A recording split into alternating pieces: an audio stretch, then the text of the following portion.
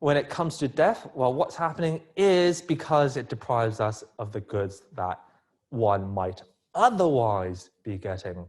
Now, I think a really key word is otherwise.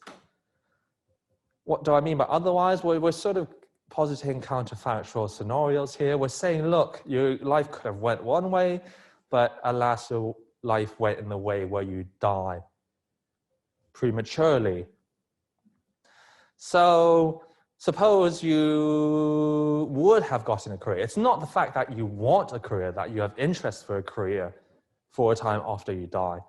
It's the fact that if you didn't die, you would have had that career. So maybe, you know, let me use a different person now instead of Jones. Maybe Felix was going to become an admired musician. You know, he's trained at Juilliard and he's working his way up the ranks of the orchestra. And unfortunately, when he's 25, he crosses the street and he gets hit by a bus. Well, if he didn't get hit by a bus, then maybe Felix would have had this admirable career. And so death deprived him of this career, and that's why death is bad. Right? So suppose we have this life history of Felix, right? Maybe, you know, so I'm going to do it on the screen. So maybe this first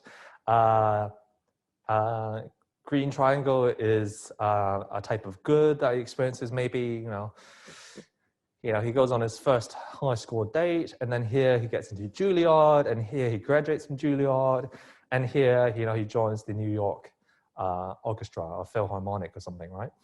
And here he becomes first violinist, blah, blah, blah, blah, blah. And here, you know, he releases his album or whatever, right? So there are lots of goods. But death might be the case where he has a different life history, a possible life history, and it gets cut short. So maybe he just joined the orchestra or whatever, right? And it gets cut short. And so if we count up the amount of green things here, there's definitely less in the second. And death is bad for people like Levenbook because death deprives them of all these green things. Okay. There seems to be some problems with the deprivation account. So when we say that you were deprived of something, we might have to be more specific about what it is that you're deprived of. In the previous case, it's quite clear. We maybe know for certain that Felix would get these other green things at some point. But what if the thing that you're deprived of was not very likely to happen, or maybe I should say had a high chance of happening? So, you know, today, I presume all of you never got a check or have not got a check from Li Ka-shing for 10 million Hong Kong dollars, right? Oh, you lost out. You were deprived of that opportunity. If I say that, you'd be like, ah, that's absurd. You know, I never really got deprived of that. Well, in a way, you might have been deprived of that. It's just that the deprivation doesn't matter to us so much.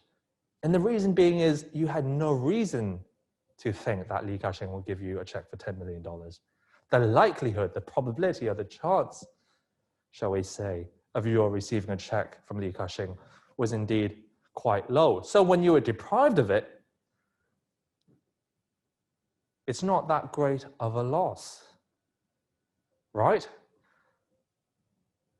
If we take the deprivation account at face value, then we might have to say, well, look, you were deprived of things every day,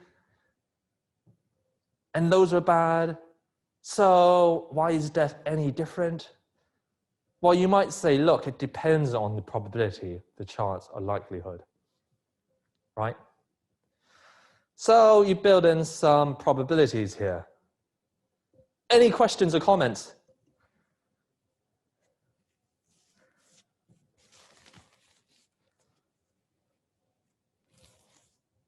Okay, what about this? What if Jones is on, the way to work, he stops by and buys a lottery ticket?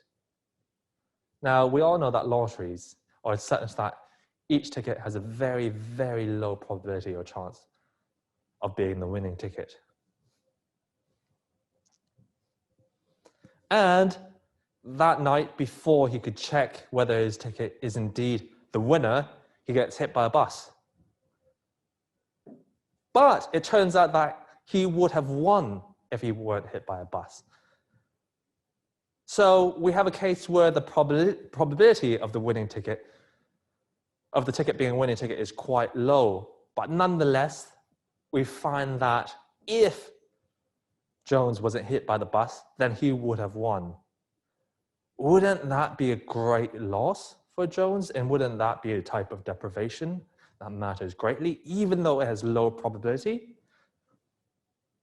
Right? So that seems to kind of mess up this solution. It doesn't work so well anymore. Or, one thing you can do is to make the solution a bit more complex. So instead of just building in probabilities, you might have to refer to closest possible worlds or something like that.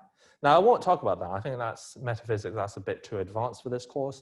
But just know that there might be a reason to say privilege life history 3 over life history 2.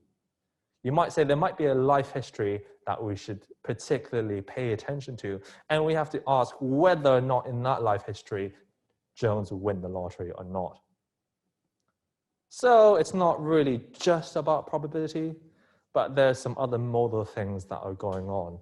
That's the idea. Maybe that's something you can do in your papers. Okay, so I will finish off by just, I think, bringing back in Epicurus' argument. I think his argument actually still applies to the deprivation account. And here's how it may still apply, right? So we might say, okay, look, if death is going to deprive goods for someone, then it might deprive me at some time. But here's the thing, you can't say that a person is deprived of some goods when they're dead. Can you? There's just no subject there. And I think we kind of talked about this before. If Levenbook thinks that you can lose certain things, or that is, if Levenbook thinks that you can't frustrate interest after you're dead or at the moment of your death because there's nothing to exist, then why doesn't she think that also there's nobody for there to lose something at the moment of your death or after your death even? So we still get this problem of the subject.